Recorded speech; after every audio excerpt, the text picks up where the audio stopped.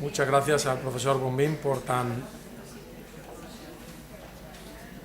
entretenida charla de un tema complicado, pero por desgracia muy habitual. Yo tengo una consulta de medicina deportiva que también trato temas de nutrición y me llegan más de un trastorno de este tipo, normalmente ya enfocados por un equipo, pero sé que son complejos.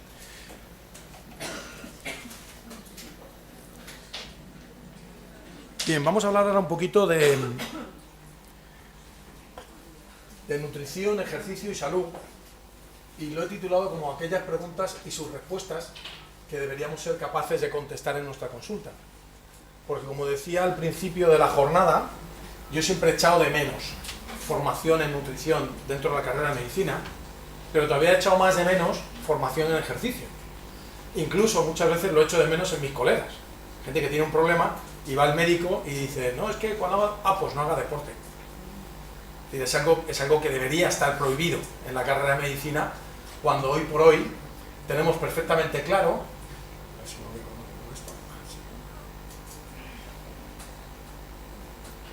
¿no? Estos son efectos especiales, pero el paso de diapositiva, cuando hoy tenemos muy clara la relación del ejercicio con la salud. Vamos a intentar aclarar un poquito eso, esa relación del ejercicio con la salud. Vamos a intentar entender un poquito también mejor el concepto de nutrición, que ya nos ha explicado, sobre todo esa gran diferencia entre nutrición y alimentación, pero bueno, de una forma un poquito más global. Y vamos a ver interacciones entre ejercicio y nutrición, que luego las veremos en el caso específico de los diabéticos de una manera muy singular y que además yo creo que es muy ilustrativa, porque el diabético probablemente es un paradigma de gran interacción entre ejercicio y nutrición. Y si me da tiempo, intentaré marcar algunas pautas sencillas para algunas patologías, entre las que crean la diabetes, pues esto lo voy a pasar por alto, y desmontar algunos falsos mitos, como me gusta decir a mí, mitos y falacias, de esos que hay sobre mucho la ciencia. Entonces, bueno, así visto parece todo un poquito pesado, ¿no? Pero vamos a intentar hacerlo un poquito más ligero. Entonces, bueno, pues os pido que confiéis un poquito en mí y que os lo toméis con alegría y con buen ánimo. Lo que parece obvio es que la nutrición y el ejercicio son los pilares de la salud. Ya sin ir, en el caso del ejercicio, al famoso estudio de los buses o de los carteros en Londres, esa interacción de nutrición y ejercicio, esa sinergia que para muchísimas palabras no se comunica, ya nos la establece la Organización Mundial de la Salud, cuando en el año 2004 establece una estrategia mundial. La Organización Mundial de la Salud, desde su creación, sobre todo se ha dedicado más a los países del tercer mundo, a los problemas del hambre, de las epidemias, etcétera, etcétera, y de repente un día miró para su mundo civilizado, y que teóricamente le sobraba de todo, y vio que se les estaban complicando las cosas por el otro extremo, ¿no? Y entonces estableció una estrategia mundial, hablando pues un poquito de lo importante que es la actividad física y un correcto régimen alimentario, por eso también es un régimen alimentario, la calidad de la alimentación, para tener esa buena salud. Y bueno, en algunos campos en concreto, y aquí por ejemplo esto es la perspectiva, la comunicación de la Organización Mundial de Investigación contra el Cáncer, que ahora parece que lo hemos vuelto a escuchar por parte de la OMS y todo el mundo se ha asustado, pero desde hace muchos años llevaba esta organización diciendo que el consumo de carne roja era poco recomendable desde el punto de vista del desarrollo de enfermedades neoplásicas, ¿no? Pero bueno, aparte de otros puntos de vista. ¿Se me escucha bien? Voy a poner el micro para la grabación, ¿vale? Que si no, no lo digo. Bien. No. A mí no me preocupa para nada. Entonces, bueno, pues esa interacción de estos dos elementos, de la correcta nutrición y de la correcta práctica de actividad física, que voy a llamarla así, la sabemos desde hace tiempo, y lo que es más importante es que, siendo un pilar fundamental de la salud, es algo que no va en cajita, que no tiene color y que no se dosifica con una al día o dos al día, sino que es algo mucho más complejo, y en esto también pasa como pasaba con los trastornos de conducta alimentaria, es que es un hábito, es que es una forma de vida, es una forma de vida. Y aunque cuidarte es el hábito más saludable, por desgracia, hoy por hoy es el menos habitual. Entonces, tenemos que intentar enseñar a la gente a conectar esa actividad física con esa alimentación. Y lo primero que quiero hablaros un poquito es que hagáis una lectura un pasito más allá de lo que es el ejercicio, porque todo el mundo piensa que el ejercicio es, bueno, pues hacer deporte, y que el ejercicio es bueno, todo el mundo lo pensamos hoy porque como quema calorías, pues como pensamos que tenemos más calorías de las que necesitamos, como el ejercicio quema calorías, es bueno para gastar, ¿no? Es como si pensáramos que somos ricos y tenemos mucho dinero y que es bueno irse de tiendas porque así me gasto el dinero, ¿no? No, el ejercicio es algo bastante más complejo que eso. Mi palabra favorita en toda mi carrera de medicina fue esta, homeostasis. Yo tuve un profesor originario de Valladolid, el profesor don Carlos Belmonte, que vino desde aquí a fundar, digamos, un sistema integrado, que creo que también lo compartí con algunos colegas de aquí de Valladolid, en la Universidad de Alicante, donde yo estudié, y un día, en un examen, que teníamos exámenes de test, con muchas cosas, llegó y escribió en la palabra homeostasis, y dijo, háblenme de esto, y suspendió el 90% de la clase. Yo me quedé tan con ese concepto que yo no sería capaz de entender, ya no solo la fisiología, que es una rama que me gusta mucho, sino nada de la medicina sin el concepto de homeostasis. Porque a veces tenemos una visión todavía muy anatomista del cuerpo y lo vemos como algo estático. Y el cuerpo es una locura, pero una absoluta locura. O sea, todo lo que está pasando ahí dentro es de locos. Cuando yo a veces le cuento a la gente, para que entienda esto, les hago un símil y les digo, mira, vosotros deberíais pensar que el que está ahora aquí no es Julián. Sí, hombre, te has presentado hace un rato ya. Pero que no es Julián, es la versión, que esto ahora se entiende muy bien, la 5.4 de Julián. ¿Por qué? Porque ya estoy trabajando en la versión 5.5. Y esto es algo tremendo, porque es algo que no tenemos en mente. Un ser humano se renueva, y estos son estimaciones de turnover proteico, todo lo que queráis, y además estimaciones hechas sobre individuos básicamente sedentarios, que en un individuo que hiciera deporte sería más rápido, aproximadamente en 2 años. En 2 años, más del 98% de cualquier persona es nuevo. ¿Qué quiere decir que es nuevo? Quiere decir que lo que había hace 2 años ya no está. O sea, no estoy diciendo, no, es que es 2 años después, no, ese concepto que tenemos de este cuerpo, este cuerpo ya no está. Hay uno nuevo. Ese se ha destruido y se ha construido otro. No es como un edificio que le pones una bomba y lo tiras encima y construyes lo entero. No, es como si el edificio le fueras tirando paredes, le fueras tirando ventanas y las fueras construyendo nuevas. Claro, me diréis, ¿y por qué me veo igual? Número 1, porque el plano del edificio es el mismo. ¿Cuál es el plano de tu cuerpo? Tu ADN. Y salvo que ese plano se altere, como ocurre en una enfermedad neoplásica, que en alguna zona de ese plano hay una mancha y se altera el plano y entonces sale algo que no estaba. Salvo eso, lo único que ocurre con el plano es que de tanto hacerle fotocopias y tanto ir utilizando el mismo y gastándolo, pues algunas zonas se le va un poco la pintura o se arrugan un poquito, cosas así, ¿no? Pero el plano sigue estando ahí y se sigue repitiendo. Y si yo quiero que la siguiente versión sea distinta, puedo trabajar en ello. Hombre, no puedo pretender, no, yo creo que la siguiente versión mida 2,10 y tenga una melena, no. Pero yo puedo pensar que la siguiente versión de Julián tenga más bíceps. Y yo me voy todos los días al gimnasio, empiezo pim, pam, y me tomo lo que me tengo que tomar, y la próxima versión tiene más bíceps. Y se me dice, bíceps. Bueno, yo quiero que la próxima versión tenga el corazón más grande. Yo me voy todas las mañanas a correr, y todas las mañanas salgo a correr, y empiezo a hacer entrenamiento aeróbico, y mi corazón se dilata de una forma fisiológica, y además se sabe que es más grande porque mi pulso de reposo disminuye, porque con mi corazón más grande y en cada latido chuta más sangre, pues tiene que latir menos veces, y simplemente por ahorro, por la mañana en vez de latir a 70, lato a 60, o como mis triatletas que se picaban, ¿no? A ver si, yo estoy a 48, yo a 43, verán mañana, ¿no? O sea, entonces los atletas de fondo casi se pican con eso. Es decir, que el organismo no es algo estático, es algo que está continuamente rehaciéndose, y ese rehacer es hasta cierto punto manipulable. Y la principal manipulación que podemos hacer en ese rehacer depende del material que metamos para fabricar, que evidentemente viene por la alimentación y es nuestra nutrición, y depende de determinadas órdenes que se condicionan por muchas cosas, y es lo que ahora conocemos como genómica, porque incluso los genes se pueden expresar de distinta manera. Sabéis que hay una rama importante de la genómica que es la nutrigenómica. Determinadas consultas alimentarias además modifican expresión de genes, pero es que el ejercicio es probablemente el arma genómica más importante que tenemos. Determinadas expresiones de determinadas cosas dependen de lo que yo esté haciendo, igual que también de hábitos negativos o no saludables.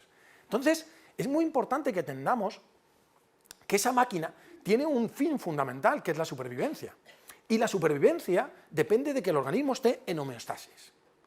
Por eso, las cosas que alteran la homeostasis son las que más efecto tienen sobre ese organismo. Y el ejercicio, fundamentalmente, si lo tuviéramos que definir con una frase, ¿qué es ejercicio? Ejercicio es algo que rompe la homeostasis. Y cuando el ejercicio rompe la homeostasis, gasta calorías. Pero para mí esto es secundario. Básicamente rompe la homeostasis. Y al romper la homeostasis, es un motor de cambio. Y a ese cambio, técnicamente, en fisiología del ejercicio lo llamamos adaptación. Porque ese cambio lo podemos dirigir. Porque como hemos visto que cuando una persona corre, el corazón aumenta de tamaño, si yo necesito un corazón que funciona poco y necesito que funcione más, puedo poner a esa persona a hacer ejercicio para que mejore. Si yo he visto que hacer ese mismo ejercicio además aumenta el flujo de las arterias coronarias y crea colaterales, puedo hacer ese tipo de ejercicio como estímulo para aumentar el flujo de las arterias coronarias o crear colaterales. Si yo he visto que ese trabajo aumenta la densidad del hueso, puedo hacer ese ejercicio para aumentar la densidad del hueso. ¿De acuerdo? Entonces, tenemos que entender el ejercicio y la vida como algo mucho menos pasivo y mucho más activo. Y además, no solo tiene efecto en mi vida cuando lo estoy haciendo, porque el ejercicio pone en marcha señales celulares y va creando una dinámica continua de esa adaptación. ¿De acuerdo? Como decía Super Ratón, no se olviden de vitaminizarse y mineralizarse. Uno de los ejemplos de que el ejercicio no se acaba cuando se acaba, y en un plazo muy corto, es cuando yo le explico a la gente lo que es la deuda de oxígeno. La gente me dice, ¿qué es eso la deuda de oxígeno? Pues yo cuando corro gasto energía y cuando he acabado ya la he gastado. No. A veces tu organismo utiliza fuentes de energía que son como una especie de préstamo. Cuando tú pides un préstamo, ¿qué tienes que hacer? Pagar intereses. Pues el organismo hace lo mismo.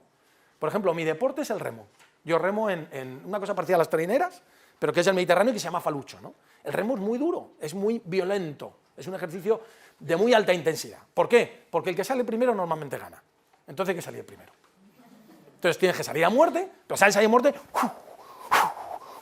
y tienes que seguir a muerte, porque si no, no eres el primero. Dices, ya que voy el primero no me pasa a nadie. Cuando llegamos al final de una regata, incluso regatas muy cortitas, de 3-5 minutos, tú vienes y me preguntas, Julián, ¿qué tal la regata? Puta madre, ha ido estupenda. Lo que yo sé yo que cuando veníamos para la boya, eso es la deuda de oxígeno. Yo ya he acabado el ejercicio, pero mi organismo está todavía respondiendo a ese ejercicio. Claro, ahí es muy obvio, pero se ha visto que el consumo de oxígeno, que es la medida de lo que yo estoy, digamos, produciendo energía, que se altera por una actividad intensa, como puede ser una clase de colectiva, de spinning, por ejemplo, se mantiene aumentado ese consumo de oxígeno basal hasta al menos 24 o 36 horas. Es decir, que una persona que hace una clase está gastando más calorías durante todo el día. Y es una de las cosas por las que yo le digo a la gente que lo mejor que se puede hacer para empezar el día es hacer ejercicio. Yo le digo a la gente dos cosas que le chocan, que es lo mejor para empezar el día y que además es muy bueno hacerlo en ayunas. Y las dos son verdad. Porque cuando tú piensas que si te levantas y haces ejercicio, dices, ya voy a estar todo el día cansado. Claro, ya llevo el cansancio puesto. He hecho ejercicio, me he cansado, ya lo llevo puesto. No. Precisamente, como ese consumo de oxígeno es tu punto de partida para cualquier actividad, si tú haces un ejercicio al principio del día, evidentemente te cansas cuando lo haces, pero en un corto periodo de tiempo descansas, pero tu organismo se queda a un nivel de consumo de oxígeno un poquito más alto. Con lo cual, si tienes que hacer una actividad después, el punto de partida está más cercano a esa actividad y es más fácil. Con lo cual, cuando te acostumbras a hacerlo, que a lo mejor es verdad que los primeros días tu sensación es de, esto es un poco duro, pero cuando te acostumbras a hacerlo, te encuentras muchísimo más activado después de hacer ejercicio. Y te encuentras muchísimo mejor. Bien. Y al final es algo que da años a la vida y vida a los años. Y esto es un fenómeno puramente estadístico. Entre las personas... Esto no sé si es el puntero. ¿O esto? Bueno, es igual. Lo miráis ahí, con la gráfica no es muy grande. Entre las personas que tienen un alto nivel de fitness, donde dice very high fit, y las personas que tienen un bajo nivel de fitness, esos son los que entrenan mucho, y un bajo nivel de fitness, los sedentarios, hay casi una diferencia de 4 veces en cuanto a mortalidad. O sea, dicho de una manera muy simplona, tienes 4 veces más riesgo de morirte si no haces ejercicio que si haces ejercicio. ¿Y qué tenemos que tener en cuanto al ejercicio? Bueno, lo primero es lo que he dicho ahora. El ejercicio produce adaptaciones, pero para que produzca adaptaciones en un plazo determinado, o adaptaciones o cambios observables, tiene que mantenerse en el tiempo, y además tiene que programarse, y eso ya se llama entrenamiento. Es decir, no vale hoy, igual que con nutrición. A mí una vez me vino un jugador de fútbol, me dice, doctor, le voy a dar una alegría. Y digo, ¿qué pasa, me van a subir el sueldo? Me dice, no. Y digo, entonces ya no es tanta alegría. Y dice, no, es que hoy me comí una ensalada. Y digo, pues vaya. Pero doctor, si me ha dicho que tenía que comer una ensalada, no se pone contento. Y digo, no, porque si me lo estás contando como una noticia, es que normalmente no lo haces. Claro, y esto funciona cuando normalmente lo haces. No tiene que ser una noticia que hacemos ejercicio. Tiene que ser lo habitual. Oye, tú haces ejercicio y tienes que decir, pues claro, es que se puede no hacerlo. Tenemos que ver qué tipo de ejercicio tenemos que hacer, que es algo bastante complejo. Y yo creo que solo eso justifica el que existamos especialistas en medicina de la educación física y el deporte. Para la mayoría de la población, aunque es algo complejo, os voy a decir una cosa, es un fármaco tan bueno que vale casi todo para casi todos, pero puntualizaciones, y luego veremos la de la diabetes, que no voy a entrar yo ahora, pero en algunos, oye, yo he tenido un paciente en un gimnasio que ha venido a hacerle un plan de entrenamiento doble trasplantado de pulmón y corazón. A ese no se le puede decir que haga cualquier cosa, hay que vigilarle un poquito más, ¿no? Determinadas patologías exigen un poquito más de vigilancia, pero por lo general el ejercicio es muy agradecido. Y en el ejercicio, ¿qué hay que controlar? Factor número 1, la intensidad, que la gente suele comprarse un pulsómetro y esas cosas, pero normalmente no es la mejor medida de intensidad, pero bueno, por lo menos refleja una preocupación por la intensidad. El volumen, la cantidad de ejercicio que hacemos, y el tipo de ejercicio. Por ejemplo, una persona que tiene mucho sobrepeso, si se va a correr por un sitio donde hay continuamente cuestas y va para arriba, para abajo, y pesa muchísimo, las rodillas, los tobillos, incluso la espalda de esa persona va a estar sufriendo mucho. Luego, a lo mejor a esa persona que tiene mucho sobrepeso le voy a decir, haz un ejercicio en el que tu peso no te castigue las articulaciones, y lo meto en una piscina, preguntándole si sabe nadar primero, claro. Entonces, hay condicionantes biomecánicos, hay condicionantes fisiológicos, y nos pueden surgir problemas. Nos pueden surgir problemas como con cualquier tratamiento. Yo creo que menos, pero pueden surgir. El primero es la fatiga. Claro, la gente que empieza a hacer ejercicio y nunca lo ha hecho dice que se cansa. Lo primero que decir, hasta cierto punto es normal que te canses, porque era una sensación que no conocías, pero verás que es una cosa temporal. Pero a veces no, a veces hemos programado más el ejercicio, no hemos tenido en cuenta la recuperación y todo el resto de vida, y la persona pues tiene que dejar el ejercicio porque ve que no puede llevar ese ritmo de vida normal. Entonces la de aguda de sobreesfuerzo no es tan grave, pero el sobreentrenamiento crónico o la fatiga crónica sí puede ser un problema y exige revisar todo el plan de ejercicio y todo lo que hay alrededor, porque yo he tenido en deportistas de élite casos de sobreentrenamiento o de fatiga crónica que resulta que eran porque había tenido una niña, la madre había dicho que ella ya había tenido todo el embarazo y que había currado bastante y que ahora le tocaba a él. Y entonces él se tenía que levantar por la noche a que la niña lloraba. Y claro, yo le expliqué a la madre, digo, ya, pero tú vives muy bien porque él es un tío moreno que mete muchas canastas y le pagan un montón de pastas. Si no puede jugar, se acabó el juego. Digo, contrata una niñera, pero déjale dormir. Esas cosas son reales, son casos reales, ¿no? Entonces hay que tener en cuenta todo lo que hay alrededor de ese descanso. Pueden aparecer lesiones, pero es un hándicap que se puede solucionar y que únicamente hay que ser capaz a veces si es una lesión aguda, pues de curarla, entre comillas, y si es una lesión asociada a un defecto de técnica o a un mal uso de material, pues corregirlo. Y pueden aparecer complicaciones médicas, ¿no? Pueden aparecer desde la más grave, que sería la muerte súbita, ¿de acuerdo?, hasta golpes de calor, pueden aparecer síncopes, pueden aparecer crisis asmáticas. Bueno, pues hay que aprender a manejar conjuntamente el ejercicio con determinados fármacos y el ejercicio en determinadas patologías que prácticamente, por suerte, hoy por hoy casi todas las sociedades tienen recomendaciones para ese tipo de poblaciones para que podamos evitar esto. En general, en cuanto al tipo de ejercicio, solemos hablar de 3 tipos de ejercicio. El más conocido por todos y que a todo el mundo le parece maravilloso, que es el ejercicio aeróbico, y es normal que lo sea así porque es el ejercicio que hacemos sin querer. Ahora mismo todos estamos haciendo ejercicio aeróbico. Si consideramos estar sentado un ejercicio de muy baja intensidad, si ponemos el 0 el metabolismo basal, sería ejercicio aeróbico. En mi caso, que estoy de pie, hago un poquito más de ejercicio aeróbico y normalmente no me pongo detrás y pido estos micrófonos porque me gusta hacer un poquito más de ejercicio aeróbico, me cambio de sitio, veo las caras y hago más ejercicio aeróbico, ¿no?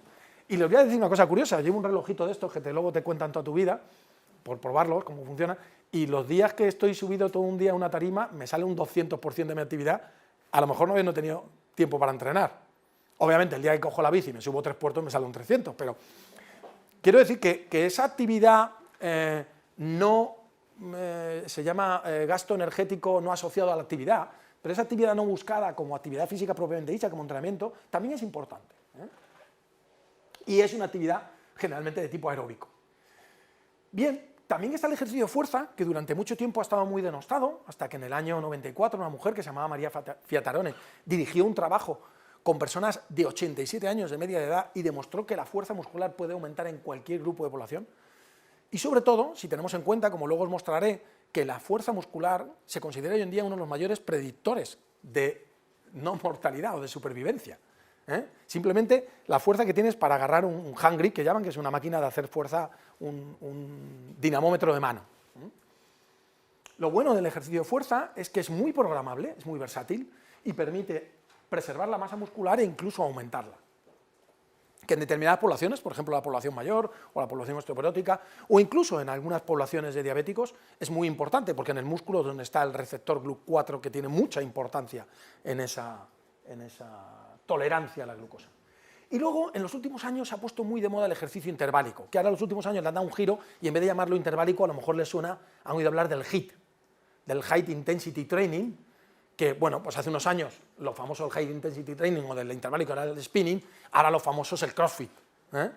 Estos ejercicios de muy alta intensidad, que precisamente como son de alta intensidad no podemos mantenerla mucho tiempo, la única manera de hacerlo es de forma intervalada, están demostrando que tienen mucha utilidad, sobre todo en nuestros tiempos, donde el principal limitante es la motivación y el tiempo. Yo tengo poca motivación y poco tiempo. Este tipo de actividades te motivan mucho en poco tiempo y consiguen obtener muchísimos resultados. Aunque podríamos decir que a veces por su violencia incluso podrían ser más peligrosas. A pesar de eso, las estadísticas que estamos empezando a tener nos dicen que son muy positivas, que producen muchas más ventajas que inconvenientes. Clásicamente, además, estas actividades no se practicaban porque se suponía que no servían para adelgazar, cuando se pensaba que el ejercicio era una cosa para adelgazar.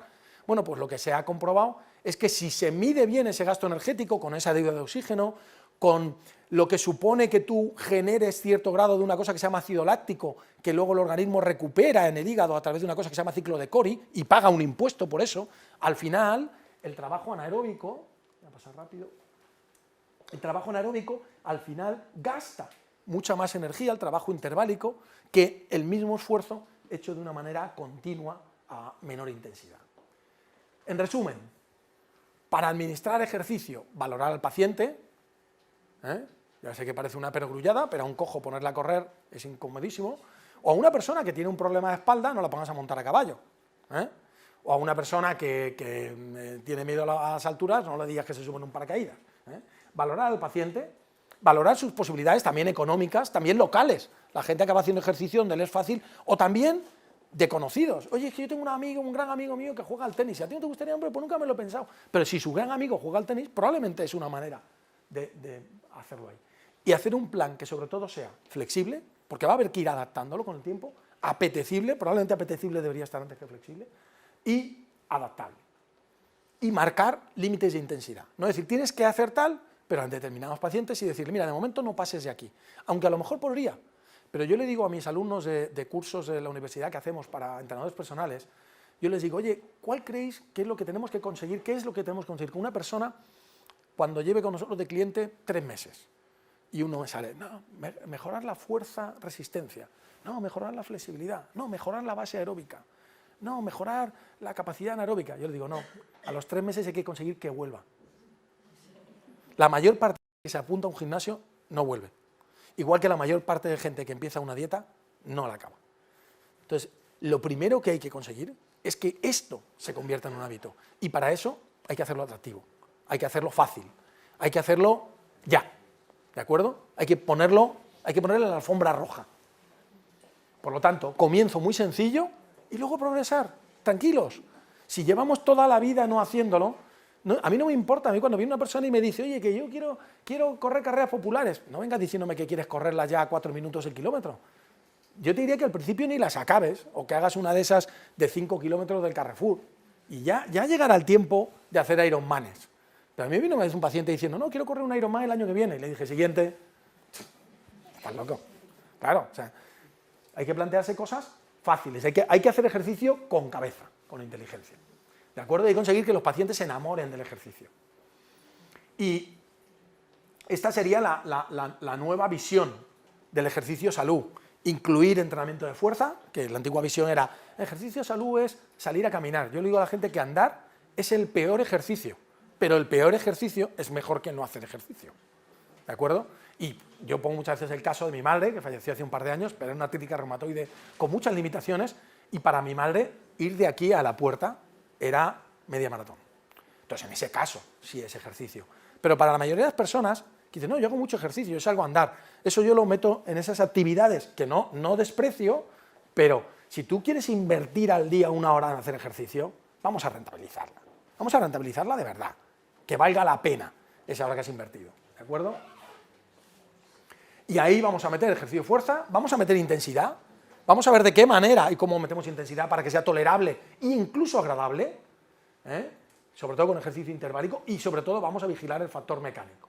Y bueno, pues ya hay muchos trabajos que hablan de cómo este mismo trabajo interválico, High Speed Power Training, en personas relativamente mayores, fijaos ahí, eso parece, bueno, perdona, esto es mío, eso parece una tabla de un culturista, ¿no? Ahí de series, no sé cuánto, no sé quinto, bueno, pues adaptadas a cada persona, un programa de ejercicio de alta intensidad. Y eso permite, pues mira, este es mi deporte, yo soy el del pañuelo ese que está por ahí en medio, ese lado del barco se llama estribor, porque el barco va para allá, y os pongo la diapositiva, bueno, esto es antes de una regata, y esto es la regata en mi pueblo, en Campello, que ahí estamos subiendo una champa, se me ve con el pañuelo allí detrás, y esto es cuando ganamos la regata, ganamos esa regata, fijaos cómo estaba el mar, y os la pongo porque este señor que hay detrás de mí con el dedo así, es un compañero, se llama Vicente, es médico de familia y tiene 64 años. Y está compitiendo en carrera de veteranos. Nosotros, gracias a ese oro, nos metimos en el Campeonato de España, y bueno, en el Campeonato de España nos quedamos a 3 décimas de entrar en la final del Campeonato de España. Pero bueno, eres aficionado y llegas allí, te vas a Málaga, te estás unos días con los amigos, te lo pasas bomba, sufres en la regata, porque las regatas son muy duras, yo lo digo, mirarnos las caras, pero te lo pasas bien. Bien, entonces ejercicio, todo el mundo, todos los días y con cariño, punto número 1. Segunda cosa, la nutrición. La nutrición no tengo que decir que todo el mundo y todos los días, porque viene de serie, ¿de acuerdo? Nutrición, pero con cariño sí, eso para todo. ¿Qué es la nutrición? Es una necesidad, la nutrición es una necesidad, es algo más que calorías, porque desde hace aproximadamente 100 años, porque el término vitamina, por decirlo de alguna manera, lo acuñó Funk en 1913, hace unos 100 años, tenemos el concepto de nutriente, de que no solo como porque necesito energía, sino que como por lo que os he dicho antes. Si yo estoy continuamente reconstruyendo mi cuerpo, continuamente necesito reciclar materias primas. Entonces es algo también muy dinámico y muy temporal. Yo puedo cambiar mi nutrición de un día a otro y cambian un montón de cosas asociadas a mi nutrición. Y esto, ay, pues qué horror, qué malo, o qué bueno. Si lo estoy haciendo mal, puedo cambiar para bien. Puedo conseguir que la siguiente versión de Julián coma mucho mejor que la versión anterior. Y si la siguiente versión come mejor, la siguiente va a ser todavía mejor. ¿Ok? Y sin embargo, la nutrición sí está relativamente bien establecido. Sin embargo, la alimentación, como decíamos, es mucho más compleja, porque es lo que hacemos para nutrirnos y tiene muchas connotaciones. Tiene connotaciones comerciales, tiene connotaciones sociales, tiene connotaciones culturales, tiene casi infinitas opciones, y además casi infinitas opciones buenas, pero tiene muchas más infinitas opciones malas, y no está tan bien establecido. Hombre, nosotros, por donde estamos, hablamos mucho de la dieta mediterránea, aunque sabemos casi todos que la dieta o la población mundial que más longevidad tiene y que más podemos atribuir los factores beneficiosos a su dieta es la de Okinawa en Japón. Pero bueno, la mediterránea no está mal, sobre todo cuando el estudio que se hizo de las 7 ciudades pues lo comparaba con la americana. Cualquiera que se compare con la dieta americana sale ganando, no hace falta mucho. Lo que pasa es que esa dieta mediterránea la hemos infiltrado de muchas cosas que, bueno, pues si tú pones una fábrica de, no sé, de hamburguesas o de patatas fritas al lado del Mediterráneo, podrás decir que son mediterráneas, pero no por eso forman parte de la dieta mediterránea. Y además, incluso esos productos de la dieta mediterránea, sabéis que en los últimos años, pues por lo que se conoce como la revolución agrícola, el desarrollo de sistemas de producción, esos mismos productos agrícolas han perdido mucho. Y por eso hay tanta gente abogando por una cultura de cultivos ecológicos, etcétera, etcétera, porque incluso las tierras, que antiguamente, que fijaros que no se les maltrataba tanto y no se les exprimía tanto, de vez en cuando, ¿os suena lo del barbecho? Se hacían barbechos, ahora mismo, por ejemplo, la tierra de Almería, que es una de las zonas donde más se cultiva de España, ya se hacen análisis y es que no tiene prácticamente sales, no tiene nada. Claro, la planta se alimenta de la tierra, si la planta no tiene nada en la tierra, el fruto que sale de esa planta va a tener muy poco. Una naranja, por ejemplo, por hablar de un alimento que vosotros asociaréis fácilmente a un nutriente, ¿a qué asociáis la naranja? Vitamina C. Una naranja, si tú te vas a una tabla de composición de alimentos, debería tener 80 miligramos de vitamina C por 100 gramos de porción comestible. Bueno, pues se han dado casos de naranjas con menos de 20 miligramos de vitamina C. ¿Por qué? Pues porque se juntan los árboles, se le echan fertilizante para que saque muy rápido, y en cuanto la naranja y está verde, la coges y te la llevas. Oiga, es que verde no se la come nadie, no te preocupes. Si yo luego cojo, la guardo en una nevera, que además aguanta mucho mejor si me la llevo verde, y cuando la voy a sacar al mercado, la pongo al sol. Incluso la ponen en unas máquinas que la naranja va girando para que la naranja sea preciosa y está toda naranja homogénea. Vosotros, la naranja es toda naranja homogénea porque le da el sol por todos los lados. ¿Vosotros pensáis que una naranja de verdad le da el sol por todos los lados? Si el sol sale por allí y se mete por allí. Y el árbol no se... Vamos, salvo en El Señor de los Anillos, los árboles no se mueven. ¿Y qué va a estar la naranja ahí colgada del pedúnculo así, haciendo así? ¿Para quedar una naranja por todos lados? No, eso está trucado. La naranja de verdad es la que no compramos. Porque además cuando madura se hace pequeñita, se arruga, tiene un color como menos homogéneo, incluso puede estar picada, porque el que más sabe de frutas, que es el pájaro, la buena es la que pica, no va a picar la verde.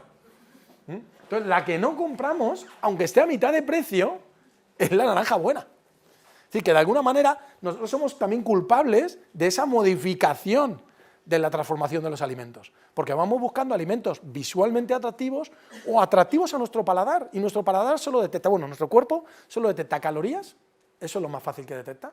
Si a ti te preguntan, oye, ¿cómo has comido hoy? He comido, qué bien he comido. El qué bien he comido es estilo boa, ¿no? ¿Cómo anda de comer en la boda? Nadie está hablando, oye, que no. Tú te vas hoy a una pizzería y pides una pizza y te ponen una pizza así, vas mañana a otra y te ponen una pizza así y vuelves a la segunda. Las raciones, los tamaños de los platos han aumentado en los últimos años más de un 25%, por eso. Y además, para que resulte rentable eso, ¿cómo aumentan? Lo que le metemos es grasas saturadas y azúcares, que es lo más barato de conseguir, ¿no? Entonces, bueno, si alguno tiene curiosidad, esto es un documental relativamente duro que hizo la DSF, pero lo podéis encontrar por internet, se llama Nuestro pan de cada día y te cuenta un poco lo que es la producción de alimentos hoy en día, los grandes invernaderos, una granja de pollos, no sé llamarla así porque da penita, y un matadero, etcétera, etcétera. Te cuenta un poquito esas cosas. Y además tenemos otro lastre detrás, que nuestra historia alimentaria es una historia de hambre hasta hace 4 días. A mí todavía mi abuela, cuando me ponía la comida y yo decía algo que no tenía hambre, me decía, hambre de 3 semanas tenías que pasar tú. Claro, como no has pasado una guerra, como haciéndome sentir culpable de que no me estaba comiendo lo que me ponían, ¿no? Y desde hace relativamente poco hemos tenido una gran disponibilidad de alimentos y no hemos sido capaces de adaptarnos a eso. No hemos sido capaces. Y nuestro país es una broma todavía. Tú te vas a México y te meten la comida por las orejas. Tú te paras, como dicen ellos, con el carro y te vienen al carro a venderte comida a 8. Tú llegas al lado de un hospital y está lleno de tenderetes, de carnitas, fajitas, no sé qué y no sé cuántos, porque es muy barato. Y entonces, como comer es un placer tan barato hoy en día, y además que cubre incluso a veces ansiedades psicológicas, pues nada, maravilloso, todos a comer. Y además, hoy en día los nuevos alimentos nos venden que precisamente lo que a lo mejor es menos natural, nos venden que es lo natural. Se nos venden las cosas como la receta de la abuela, como el no sé qué, como el no sé qué natural. Y sin embargo, a lo mejor tú ves algo, pues yo qué sé, te tomas un batido y dices, esto es en polvo, esto es muy artificial. Y a lo mejor es mucho más natural que lo otro, porque al final, ¿qué es natural? Evidentemente nada, porque natural por definición es algo que hubiera ocurrido igual sin intervención de la mano del hombre. Nada de lo que comemos está libre de intervención de la mano del hombre, gracias a Dios. Porque si hemos ido hacia atrás en calidad nutritiva de los alimentos, hemos ido muy hacia adelante en higiene alimentaria. Es decir, los alimentos tienen cosas también que nos pueden hacer daño, y esas sí las hemos evitado. ¿De acuerdo? Entonces, todo lo que comemos es artificial, lo que hay que pensar no es si es artificial o natural, sino que es más saludable para mí. Evidentemente, una naranja de las de verdad no es que sea más natural y yo por ser un nostálgico me quiera comer esa, sino que es más saludable que la que tiene mucha menos vitamina C, ¿de acuerdo? Luego, a veces cuidado, generalmente el procesamiento de los alimentos disminuye sus cualidades nutritivas, pero a veces un alimento que parece menos procesado está mucho más procesado, porque lo han procesado hacia una apariencia similar al alimento raíz, ¿de acuerdo? Y lo mismo, a veces lo que ocurre con los suplementos o los complementos es que como los vemos procesados, pensamos esto es antinatural, y a lo mejor son cultivos mucho más cuidados y extracciones mucho más cuidadas de esos nutrientes, precisamente porque es la filosofía de ser un suplemento. Esto es lo que os decía, cómo desde los años 80 se detecta a nivel de consumo mundial cómo el consumo de grasas y el consumo de azúcares aumenta. Y no es que tú vayas y compres grasas y compres azúcares, es que esas grasas y esos azúcares se introducen en todos los alimentos, incluyendo sobre todo el azúcar. Y sabéis que, bueno, pues no hace mucho este hombre empezó con estos trabajos, el doctor Ahmed, porque él lo descubrió porque tenía ratas que estaba tratando o estudiando adictas a la cocaína y dijo, tengo que ponerles un placebo, les puso agua con azúcar y el 80% de las ratas se fueron al agua con azúcar. Y dijo, vaya con el placebo. Resulta que el placebo es la cocaína, ¿eh? O sea, que la adicción al azúcar es un hecho muy, muy, muy real. Y sin embargo, en nuestra sociedad, todavía cuando un niño llora, se coge el chupete y se le moja en azúcar. Dile a una madre, mójaselo en coca, ¿estás loco? Pues por ahí vas casi, ¿eh? Y al final, como lo que os hablaba de los suplementos, por ejemplo, también existe la creencia, y mucha gente dice, no, es que tomar suplementos es como, entonces te da igual lo que comas. Pues fíjate, curiosamente, los estudios que han valorado esto han visto que la gente que toma suplementos come mejor. ¿Por qué? Porque en el fondo, ya que están invirtiendo dinero, una preocupación en una parte de su dieta, no quieren estropearlo con lo demás. Y se preocupan más de lo que comen. ¿Y dónde está el problema? Pues el problema está en que a veces no decidimos nosotros lo que comemos. Porque yo siempre digo que además de nosotros, en esa versión, no tengo micrófono, hay alguien más. ¿Y quién es el alguien más? La grasa. La grasa, yo digo que es un sistema ancestral de supervivencia y yo digo que es un alien. La grasa es como un alien que hace miles de años se metió ahí dentro con el rollito de que nos iba a salvar la vida. Claro, porque yo comía el día que pillaba algo y hasta que me volviera a tocar comer. Entonces mi supervivencia dependía de que el siguiente día que tocaba comer siguiera vivo. Y la grasa vino y me dijo, chaval, mira, yo cojo las calorías, me las guardo y luego si eso ya te las devuelvo. Es un poquito un mensaje parecido al que te hace un banco. Tú déjame el dinero y luego si eso ya puedes disponer de él. Eso es parecido, porque la grasa, por ejemplo, tú tomas exceso de carbohidratos, se transforma en grasa. Tú tomas exceso de proteína, se puede transformar en grasa, de alguna manera. Oxida el hígado y tal. Pero ahora tú ten falta de alimentos, que lo primero que te falta es lo que no almacenas, proteínas. Es grasa, devuélveme. No, es que no puedo. Es que la grasa en proteína no se vale. Vaya. Pues es que me quedé sin comer, tengo un poquito de hambre, necesito un poquito de glucosa. No, mira, tampoco tengo. Entonces, nos ha hecho una pequeña trampa, nos ha hecho ahí una cobra, ¿no? Y está ahí esperando cada vez que comas, y cuando comes, pues se lo lleva a ella. Que esto es muy importante, ¿eh? Esto es un poquito lo que hablamos de que tiene vida propia, de que la grasa además tiene conexiones al cerebro y sobre todo al cerebro límbico. Manda mucho en nosotros. Nos hace... ¿Vosotros habéis visto a alguna persona a dieta sonreír? ¿Tú te encuentras con alguien que está a dieta? Manolo, ¿qué tal? Estoy odioso. Todo el mundo que está a dieta está triste. Esto es una filmación de un amigo que se dedica a los vídeos, a las cámaras ocultas para filmar al alien. Nos quiere hacer comer y a veces decimos, no quiero. Y entonces siempre tiene alguna estrategia. Siempre tiene alguna estrategia.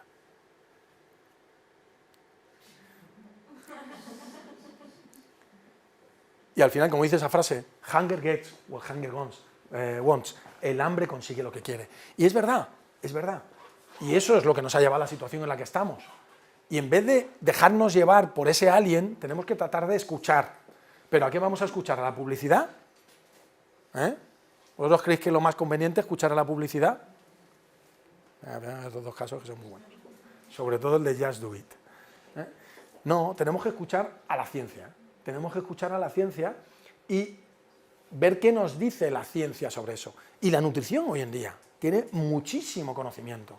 Y en el caso del sobrepeso y de la obesidad, en los últimos años se está cambiando el paradigma de pensar que somos obesos porque comemos de más, que eso era lo que, a lo mejor lo que todavía pensamos muchos, ¿no? Somos obesos porque comemos de más. No, comemos de más porque somos obesos. Que ya podemos jugar a huevo y gallina, pero es muy importante esta puntualización, porque fijaros, y esto es sí, en el JAMA del 2014, el esquema es bastante bueno. Fijaros, el modelo antiguo que teníamos sería el de arriba, el A, que es, como estamos en un ambiente con una gran cantidad de comida, además muy atractiva, además con alta densidad energética, que es una frase súper bonita, ¿no?, lo de la alta densidad energética, tal, y además un ambiente también que nos favorece el no hacer ningún ejercicio, porque ya los mandos a distancia no solo son a distancia, sino que responden por voz, para que no te tengas ni que levantar a coger el mando. Le dices, pon la 4. Lo que pasa es que cualquier día va a empezar a decir, no me gusta. Cuidado. Bien, eso aumenta el ingreso de energía, disminuye el gasto y dices, entonces tengo mucha energía circulante y como está circulando por ahí, pues se queda en la grasa, ¿no? Como el dibujo ese que nos sacan del colesterol que va por la sangre y se paran las arterias, que es una soberana estupidez, pero nos lo ponen en la tele y todo el mundo se lo cree. O sea, las placas de ateroma no se forman desde fuera, se forman desde dentro. O sea, lo que va por la sangre da igual, lo que importa es lo que llega a la célula. Pero bueno, nos lo cuentan así, no lo creemos, ¿no? Pues en este caso lo mismo. Entonces, ¿qué ocurre? Que pensamos que va mucha grasa por ahí y entonces cuando pasa por al lado de se agarra, ¿no? No. Lo que de verdad ocurre es que la calidad de la dieta, sobre todo la calidad de la dieta, y esto lo vais a entender muy fácil, si os comparo lo que serían las calorías, lo que es comer, con la pasta, porque aquí cuando hablamos de pasta nos entendemos todos. Tú imagínate que tú comes ordenadamente, es decir, que tú recibes tu sueldo, y más aún si tu sueldo es pequeño, si eres mileurista, y tienes todos tus gastos, según llega tu sueldo, pagas la hipoteca, y a que no crece tu cuenta. Pero ¿qué pasa si tú en vez de eso ganas mucha pasta, pero además haces una operación, una comisión, te llevas 30.000 pavos, luego estás sin cobrar un tiempo, luego ganas no sé cuánto, cada vez que ganas, dices, tengo que invertirlo, porque no sé qué me va a pasar mañana, ¿no? Y entonces te compras un piso, te compras un coche, o metes en un fondo, ¿y eso qué hace? Pedir dinero. Tú te compras un piso, tienes que seguir pagando cosas de ese piso, pagando cosas de ese coche, o seguir pagando, aunque sea un mantenimiento de ese fondo. Entonces, ¿qué ocurre? Que luego cuando vienen los momentos bajos, no puedes permitírtelo, porque cuando no tienes dinero, el banco te dice, oye, lo del fondo, oye, lo del piso, oye, lo no sé qué. Pues esto es lo mismo.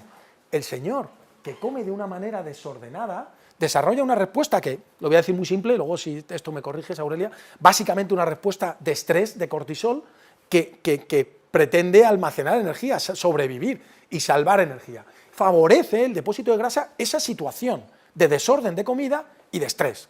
Y al mismo tiempo, el estilo de vida favorece ese desorden, favorece ese estrés. Luego vamos acumulando grasa, ¿y qué hace la grasa? Pide su parte, porque lo que hoy en día se ha visto es que el organismo, uno de los factores de, preciosa palabra, homeostasis, es el nivel de energía circulante. Parece que controlamos bastante bien, sumando entre hidratos de carbono, ácidos grasos, etcétera, que nuestro organismo tiene que tener un nivel de energía circulante, que sería como el cash. Entonces, si yo como y no tengo cash en mi sangre porque la grasa se lo chupa, yo sigo teniendo hambre. Entonces yo estoy comiendo al lado de una persona obesa y yo digo, bueno, ¿cómo puedes seguir teniendo hambre si ya has comido bastante? No, tú has comido bastante porque tú has comido para ti. Yo he comido para el alien y ahora quiero comer para mí. Claro. Entonces, si no somos conscientes de eso, le decimos, oye, tío, es que no tiene sentido, es que no te comas eso. Pero que no es voluntario, que esa comida es, como diríamos antes, primitiva. Se lo está pidiendo el cuerpo. Entonces tiene que hacer un ejercicio voluntario importante para conseguir contener ese hambre y estrategias que normalmente consisten en dividir las comidas, en tener engañado al alien, en hacer ejercicio, porque cuando haces ejercicio hay uno más chulo que el alien, que es el músculo. Ese sí le roba un poquito. Entonces, si consigues hacer ese tipo de cosas, pues le vas rascando, y a medida que le vas rascando se va haciendo pequeño, como yo digo, es educar al alien. Es en vez de tener un Rottweiler medio loco, intentar tener un Schnauzer enano o un Yorkshire de estos con un kiki, que se porte bien. ¿De acuerdo? Entonces esa es el nuevo planteamiento. Bueno, aquí os contaba un poco, esto es que lo presenté en el Colegio Americano de Nutrición, la importancia del uso de las grasas, por eso el ejercicio en ayunas. Si yo hago ejercicio en ayunas, mejoro mucho mi oxidación de las grasas. El estímulo para mi cuerpo, incluso lo hacemos como estrategia en deportes de larga duración. En gente de Ironman les hacemos épocas de tomar muy bajos contenidos de carbohidrato, entre comillas, para que sufran y tengan que utilizar grasas. No les permite entrenar al mismo nivel, pero en cuanto tienen un poquito de entrenamiento, casi entrenan al mismo nivel, porque además una de las cosas que mejoran son los triglicéridos intramusculares, y mejoran mucho el metabolismo de las grasas. Con lo cual, cuando luego llegamos a la competición, les damos hidratos de carbono, les dejamos que se carguen de hidratos, pero como utilizan mucho mejor las grasas, tiran mucho más tarde de la reserva de glucógeno y aguantan a mucha más intensidad toda la prueba. Son cosas, bueno, aplicaciones a veces del deporte. Y una de las cosas en las que también tenemos, aparte de con las grasas, un mal concepto, es con la proteína. Primero lo que tú has comentado, lo de la gente, los culturistas y tal, todo el mundo piensa que los problemas de hígado, los problemas de riñón son por la proteína. No es cierto. No está asociada ninguna patología, ni de hígado, ni de riñón, al consumo de proteínas, y hay gente que consume muchísimas proteínas, no hay ninguna referencia en la literatura científica, ninguna. ¿Qué ocurre? Que en esos años en que en Estados Unidos se puso de moda el culturismo, todos los culturistas, por supuesto que tomaban proteínas, pero se chutaban básicamente dos cosas, anabolizantes, y luego en la época de afinar, que se llama, se secan. Un culturista, no sé si sabéis, que tiene una época en la que se pone cachas, pum, pum, pum, entonces come mucho, y hace muchas pesas, y luego, como se hace muy bien, pero no se ven los músculos, hace y se estruja, ¿no? Entonces, para estrujarse, cambia el entrenamiento, cambia la alimentación y se mete diuréticos.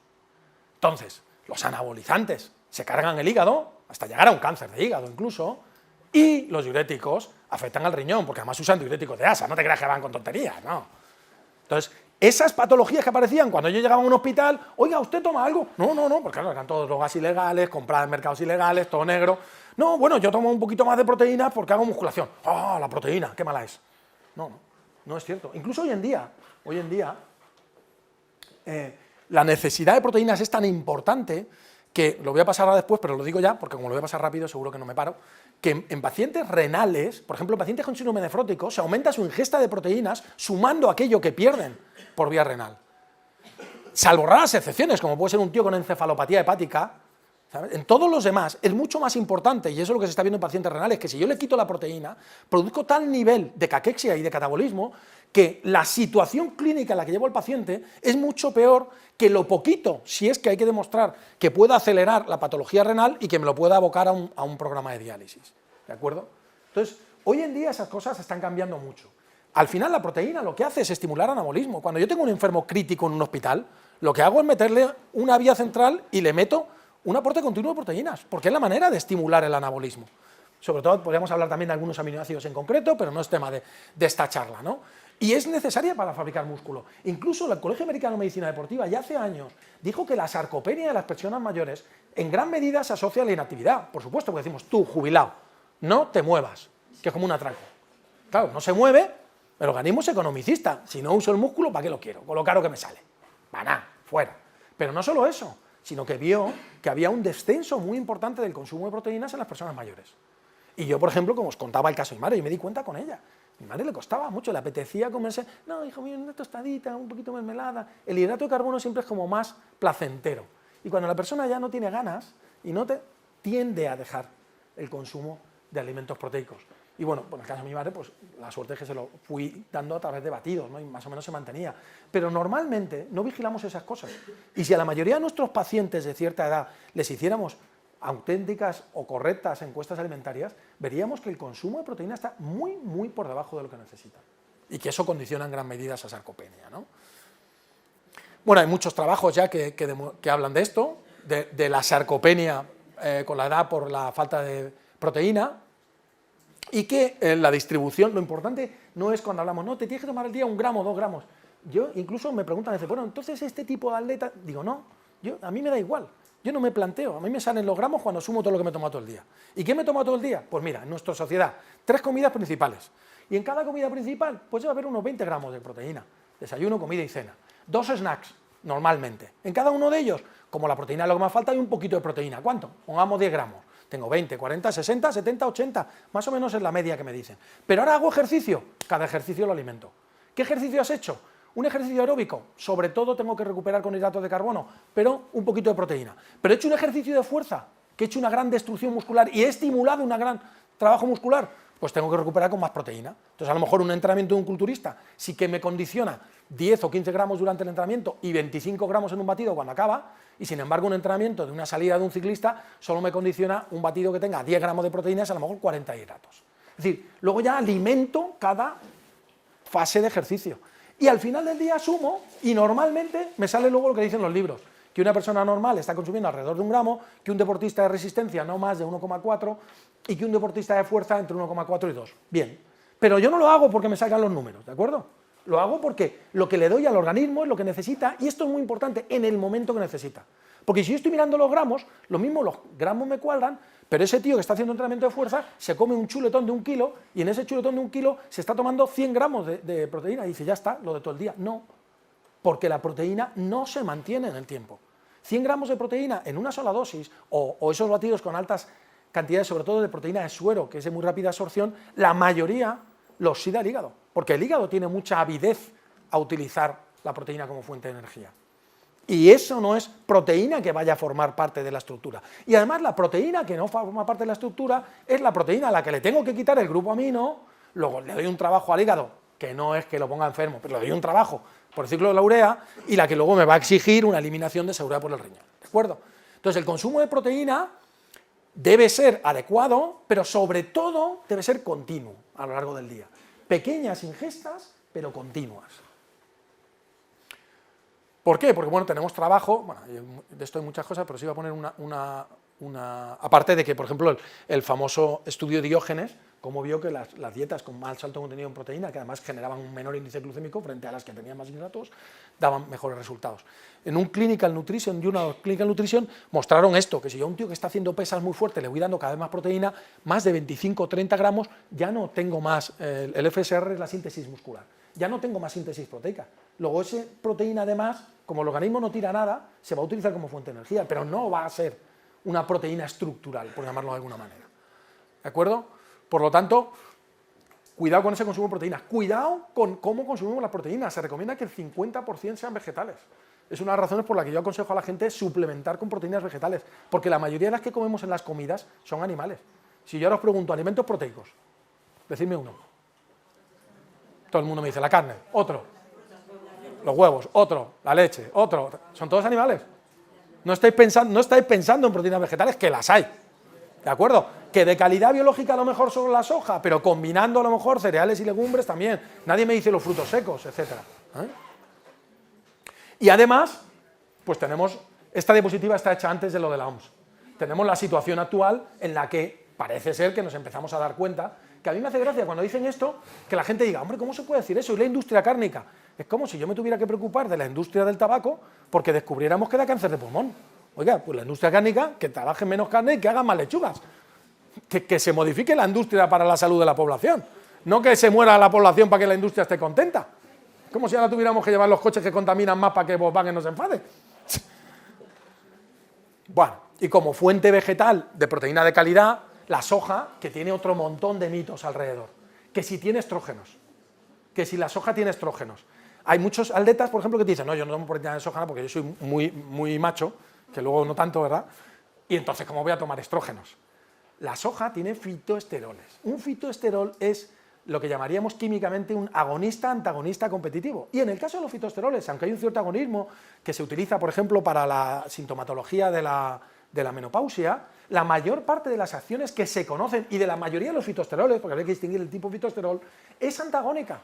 Por ejemplo, hay muchos estudios epidemiológicos que muestran que las niñas en países orientales que consumen más soja de pequeñas tienen menos cáncer de mama. Y la explicación es que la ventana estrogénica es menor porque ese fitoesterol está haciendo un poquito de bloqueo de algunos de los receptores. Incluso hay gente que dice que no solo no se debe tomar con tamoxifeno, sino que se debería favorecer el consumo de soja. Y el propio cáncer de soja, cáncer de mama, en el propio cáncer de mama, los estudios más modernos dicen que la supervivencia en el cáncer de mama es mayor en las mujeres que consumen soja. Y sin embargo, se le sigue diciendo a la gente, oiga, no, usted si tiene cáncer de mama, si lo ha tenido su prima o su vecina, tampoco lo tome, no le vaya a dar algo, ¿no? Entonces, bueno, pues ahí tenemos un poquito que actualizarnos y que hablar un poquito más con fundamento, como decíamos al principio, ¿no? O el riñón, que ya lo he dicho antes, por eso lo paso un poquito más rápido, pero como, sobre todo en pacientes que se ha visto que empeoran mucho porque al final lo que te da calidad de vida, si es que vivimos con el músculo, si es que yo me daba cuenta, mi madre cuando empeoró mucho, cuando tuvo una caída, se quedó sentada un tiempo, hizo una atrofia de su poquito músculo que tenía y no era capaz de levantarse. Cuando tú tienes una persona mayor que no se puede levantar, la has perdido. La has perdido. Entonces, yo iba todos los días con ella y me iba allí, le cogía la mano y la iba soltando, le hacía rehabilitación todos los días para que pudiera levantarse. Porque en el momento en que no puede levantarse, entonces nuestra masa muscular, no nuestro consumo de oxígeno, ninguna otra cosa, nuestra masa muscular es la que define nuestra calidad de vida. Nuestra masa muscular es la que nos dice qué podemos y qué no podemos hacer. Y el músculo depende absolutamente de las proteínas, porque además el músculo no está ya hecho. Tú dejas de hacer ejercicio. Bueno, fijaros los primeros astronautas que se fueron allí y bajaron y nadie pensó en eso, y cuando llegaron aquí salieron de la cápsula y se cayeron al suelo. O sea, se habían atrofiado de tal manera, por no tener ni siquiera gravedad, que ahora, claro, que cuando suben están todos ahí en la cinta, con las corrientes, con las gomas, con el no sé qué, porque es fundamental, ¿de acuerdo? Como decía, es un predictor de mortalidad. Bueno, incluso es curioso, en gente joven, no sé si esto lo habrías oído, en gente joven es un gran predictor de mortalidad porque se ha visto que la baja masa muscular en gente joven se asocia a altos índices de suicidio. Cosas tremendamente curiosas, ¿de acuerdo? Y la importancia, como os decía, de asociarlo a ese consumo de proteínas. Esto es lo que te decía de los... Si quieres luego te paso la cita, diciendo que tienen más. Y entonces lo importante es que estemos dando al cuerpo siempre ese recambio proteico, y para eso necesitamos dos cosas. Necesitamos ejercicio, que es la orden, y materia prima, que es nuestra alimentación. Esta gráfica es bonita de explicar, pero no la voy a contar. Y en el fondo los suplementos, al final lo que son es una evolución de la ingeniería alimentaria, que lo que me permiten, sobre todo a mí que trabajo con deportistas y quiero tanto de carbohidratos, tanto de proteínas, tanto de tal, o en un momento determinado. Hoy he hablado con un tenista famoso que le voy a empezar a asesorar y tal, y me decía, no, yo lo que necesito es una comida para los días que estoy en una competición y no sé a qué hora voy a jugar y a qué hora acabo y luego tengo la otra. Pues en ese caso, evidentemente, un batido sustituido de comida le viene de miedo, porque no tiene que andar ni preparando, ni pensando, nada, lo tiene preparado y ya acaba el partido hasta ahora y el siguiente lo tiene tal, pues lo toma en medio y ya está. ¿Ok? Entonces al final son herramientas que tenemos que ni hipervalorarlas, pero mucho menos denostarlas. Tenemos que aprender a manejarlas. Son las herramientas que tenemos en el siglo XXI. Soy un futbolista mío. Y al final lo que tenemos que entender es que el ejercicio y la nutrición saludable son factores clave para la aparición, evolución y pronóstico de cualquier patología. Y además son estrategias de bajo coste y de altísima rentabilidad. Yo he sacado, y esto lo digo con mucho orgullo, solo uno, pero porque tampoco he tenido muchos pacientes, pero yo he sacado a un fibromiálgico de la fibromialgia con ejercicio, 2 años. Pero después de 2 años, un chaval que al principio, además de que también estaba en tratamiento con psiquiatra por una depresión, etcétera, etcétera, un chaval que estaba muy mal, que después de 2 años venga y además te llame un día y te diga que se ha casado y que va a tener un hijo y que le va a poner tu nombre a su hijo porque le ha salvado la vida, eso da sentido a toda una carrera de medicina, fíjate lo que te digo. Da sentido a toda una carrera de medicina. Y es pim pam, pim pam, pim pam, pim pam. Y es hacerle creer en él mismo. Pim pam. Y el ejercicio ayuda a eso. Porque cuando tú haces ejercicio es muy agradecido. Tú haces ejercicio y dices, bueno, esto no lo puedo levantar porque no estoy bastante fuerte. Pero coges una carga un poquito más pequeñita y la levantas. Y de repente ves un mes después que esto no podías y ves que lo levantas. Y nadie te tiene que contar nada y dices, esto está mejor. O tú te subes a un tapiz, intentas correr 20 minutos y dices, uff, y corres 10 y dices, joder, qué mal estoy. Pero cuando a las 2 semanas de repente ves que corres 20 y dices, joder, qué bien. Es decir, es un premio tan palpable que es muy fácil introducir a la gente en eso, ¿no? Lo que decíamos antes, bueno, aquí eran los de la... Por aquí está el de la carne. Me parece que está... Los sedentarios, la densidad de las dietas... Mirad, lo de la carne... No, eso, las legumbres y tal. Y lo de la carne roja. Menos de 500 gramos a la semana. Pero si ya lo estaban diciendo. Esta perspectiva me parece que es del 2004. O sea que ya lo sabíamos, ¿no? Pero bueno, nos hemos asustado ahora. Y hay algunos trabajos muy buenos, incluso hay un libro editado en España por un compañero mío, por José López Chicharro, que se llama Fisiología del Ejercicio y Función. Bueno, no me acuerdo del título y tengo yo un capítulo, precisamente de la fatiga crónica. De cómo se adecúa el ejercicio a distintas situaciones, ¿no? Lo del peso y la obesidad ya lo he contado, pero bueno, lo más importante es que la gente tenga orden, meter ejercicio sobre todo en ayunas, ejercicio como el spinning, bueno, paso rápido. Diabetes, lo paso más rápido. Patología cardiovascular. La gente piensa que la gente con hipertensión no puede hacer pesas. Tiene que hacer pesas. Pero tiene que hacer un modelo de pesas que se llama circuit training. Porque es un modelo de trabajo que estimula la formación de vasos a nivel del músculo. Y eso es lo que sería el vaso de pequeño calibre. Si yo, en la presión arterial, lo que tengo que hacer es disminuir resistencias periféricas. ¿Y cómo disminuyo resistencia a una tubería? Abriendo más tuberías. Entonces, es muy importante ese tipo de trabajo, lo que llamamos ejercicio en circuito cardiovascular, que vienen a ser 10-12 estaciones, 12-15 RM, continuo, grandes grupos, evitando maniobras de Valsalva, y ahí vemos cómo, bueno, el stiffness, que es como llaman los americanos, sería la elasticidad de los vasos, cómo mejora con estos programas de ejercicio, ¿no?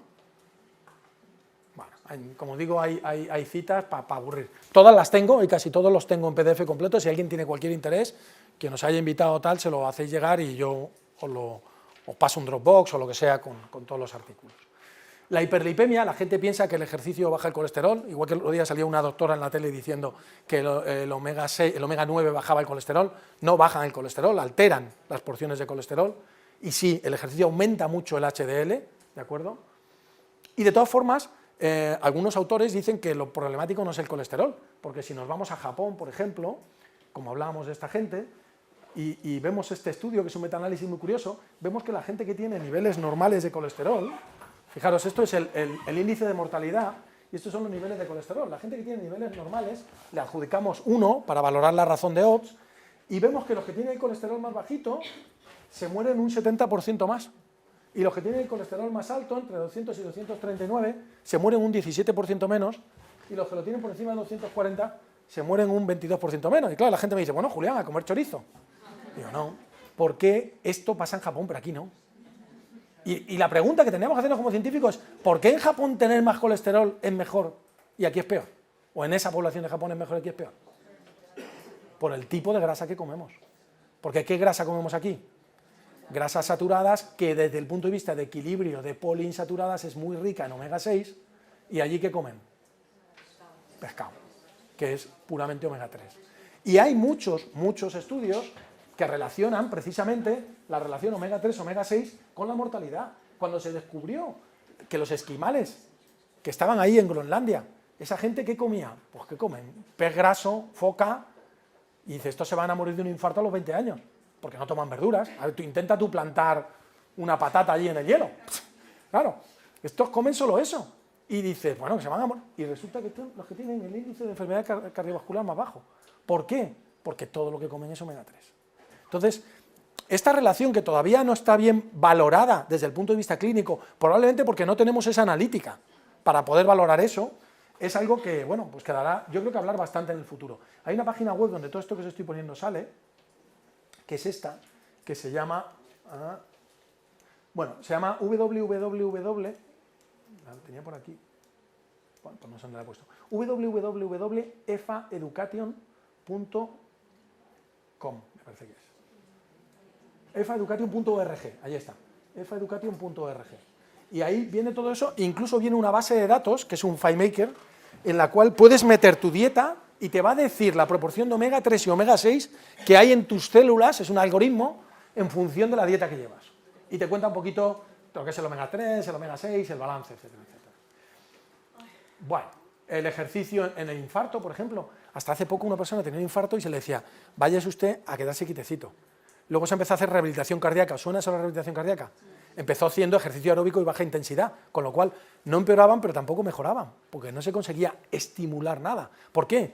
Porque los médicos siempre hemos tenido más miedo de qué va a pasar que de hacer las cosas. Y alguien fue valiente y dijo, no, yo voy a poner a los cardiópatas controlados, vigilados, pero les voy a dar caña. Y empezó a hacer ejercicio interválico, high intensity interval training con los cardiópatas. ¿Estás loco? Pues no, pues mejoraron muchísimo. Pero hasta el punto de que también lo emplearon en claudicación intermitente, y fíjate, parece que cuanto más caña les das, si tú les haces entrenamiento al 88%, mejoran. Pero ese incremento de consumo de oxígeno, que en cardiopatía sí es lo importante. En 88-92 mejoran más, pero es que la diferencia significativa está en los que están entrenando a un 92, por encima de un 92% de intensidad. Eso es con el gancho aquí que dirían los ciclistas, todo el rato. Pero eso es lo que estimula. Y mucho más en un corazón que está ahí, pero hay que darle. ¿Cómo hay que darle? En una sala, con desfibriladores, con personal cualificado, porque a alguno le da un jamacuco, pero el jamacuco lo sacas. Claro, para eso estás. Es que ese es tu trabajo. Y lo sacas y el tío mejora. Hombre, si lo vas a mandar por ahí, sin haberle controlado, no le digas esas locuras. Pero en una sala de rehabilitación cardíaca, caña al mono, que de goma. La osteoporosis, lo mismo. La osteoporosis está marcada básicamente por la sarcopenia. Si no tengo masa muscular, no hay tensión en mi hueso, y si no hay tensión, el hueso lo mismo, se duerme. El hueso necesita tensión, como le pasaba a los astronautas. Entonces, ¿qué tenemos que hacer? Pues ejercicio que estimule ese hueso. En este caso, mejorar la fuerza, mejorar el equilibrio, porque la mayor parte de las personas que pierden masa ósea, luego el suceso desencadenante de la cuesta abajo suele ser una caída, y eso es una pérdida de equilibrio, también por falta de masa muscular. Y trabajar esa fuerza, este es el trabajo que os decía de Fiatarone, que en el año que salió, en el 94, os contaré que el New England era el número 1 de índice de impacto. Ahora ya sé que son las de genética y probablemente de ordenadores, pero en aquella época el número 1 de índice de impacto lo tenía el New England Journal, una revista de medicina. Este era el trabajo, mejora de fuerza muscular de un 113%, o sea, más de duplicar la fuerza muscular de personas de 87 años de media. Había personas de 92 años en el estudio. Bueno, y hoy en día las recomendaciones son muy variadas y, por ejemplo, yo siempre digo que hay que hacer algún ejercicio postural y hay muchos trabajos hechos con pilates, ¿no? El pilates en personas de determinada edad mejora mucho la calidad de vida porque mejora mucho la postura y mejora mucho sobre todo el equilibrio del core. Entonces la gente aprende a soportar bien la columna vertebral, a las zonas más débiles son las que más se refuerzan en este tipo de actividades, ¿no? Y bueno, pues podemos conseguir abuelitos como estos, que es lo que queremos. Y antes de acabar, una última perla. Fijaros todo lo que os he dicho de ejercicio, que es buenísimo, pero el hecho de que hagamos ejercicio no nos tiene que olvidar de lo malo que es estar sentados. Y por eso me viene perfecto, porque ahora vamos a acabar y nos vamos a mover todos un poquito. Porque, aunque tú hagas todo el ejercicio que te toca, aunque hagas esos 60 minutos de ejercicio todos los días, si luego estás 8 horas sentado, aumenta tu riesgo cardiovascular, independientemente de que hayas hecho el ejercicio. Hoy en día se ha visto que son dos riesgos independientes. Es decir, ¿el ejercicio disminuye tu riesgo cardiovascular porque haces ejercicio? Sí, pero el sedentarismo, independientemente del ejercicio, puede aumentar tu riesgo cardiovascular. Y la mayoría de la gente no lo sabe, porque cuando hicieron este estudio, esta gente, y vio eso, hizo una encuesta a todos para preguntarles, oye, ¿tú te das cuenta de esto y tal? Y la mayoría de la gente no lo sabe. Entonces, la mayoría cree que estar sentado no es malo, no, pero yo luego salgo... O pensar, los weekend warrior, yo luego el fin de semana hago todo mi ejercicio. No, hay que tener un hábito de actividad, en todo, en subir andando, en ir a la compra, en ir a ver a tus vecinos, en moverte, en levantarte a estirar, aunque sea, en levantarte, en no tener el agua cerca, tenerla lejos para tener que ir a por ella, en sentarte lejos del aseo también para tener que ir para allá, etcétera, etcétera, etcétera. Bueno, luego hablaremos del agua. Con lo cual, al final, lo que le digo a la gente es que hay un libro que me encanta, que lo leí cuando era un chaval, que se llama Ilusiones, de Richard Bach, es el autor de Juan Salvador Gaviota, que a lo mejor os suena más, y es un libro de un Mesías que dimite de ser Mesías, y otro que se lo encuentra y dice, ¿cómo se va a dimitir? Y dice, dame el manual, y le da el manual para el Mesías, ¿no? Entonces tiene muchas frases, yo puse una en mi tesis, la que yo puse en mi tesis es, tu ignorancia es directamente proporcional a la medida en que crees en la injusticia y la tragedia, lo que la oruga interpreta como el fin del mundo es lo que su dueño denomina mariposa. Pero hoy os voy a poner otra, que es muy bonita, y es aprender algo, es darte cuenta de que ya lo sabes. Y es importante aprender todos los días, y de todo lo que podamos, pero tan o más importante que aprender es actuar. Actuar es demostrar que lo sabes. Y lo bonito es que cuando aprendes y actúas, te abre la puerta a la tercera dimensión, que es todavía más bonita, que es enseñar. Enseñar es recordar a los demás que saben tanto como tú. Y todos somos, todos los días y a todas horas, aprendices, ejecutores y maestros, y que no dejemos de serlo nunca. Por lo tanto, si nos encontramos por ahí con alguien que no tiene mucho conocimiento de esto de ejercicio y nutrición y piensa que esto es una manera correcta de comer, vamos a convencerle de que no, de que puede alimentarse mejor. Y si además lleva un estilo de vida un poquito, digamos, sedentario, vamos a incluirle en un programita de ejercicio y veréis como en un plazo muy breve, tanto él como toda su familia os lo van a agradecer. Gracias.